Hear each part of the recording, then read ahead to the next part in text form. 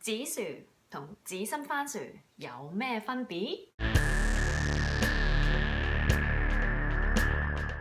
紫薯同紫心番薯其實係兩個唔同嘅植物家族。紫薯係屬於甘薯類，而紫心番薯係屬於番薯類 （sweet potato, yams）。紫薯咧通常就有呢啲個尖尖地嘅頭尾嘅，咁就唔係一定好似呢一個咁兩邊都尖，但係通常最少有一邊咧係會尖嘅。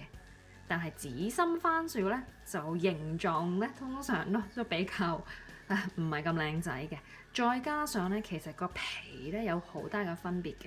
呢一個雖然而家望落去咧比較粗，但係其實比起紫心番薯，紫嘅甘薯咧個皮已經算係滑㗎啦。紫心番薯即係番薯咧，通常個皮咧就有少少有個樹皮咁嘅感覺，好乾，幾樣西下嘅。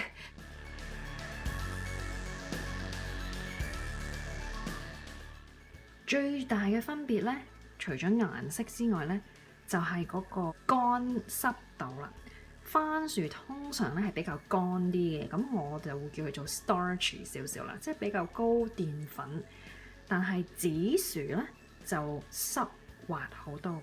兩者分別營養上，紫薯其實嘅卡路里比較低啲，澱粉質又低啲。最好嘅一樣嘢就係其實佢蛋白質又高啲喎。咁所以升糖指數嚟計，同一個份量，紫薯嘅升糖指數係比紫心番薯低㗎。咁而家你識得揀啦。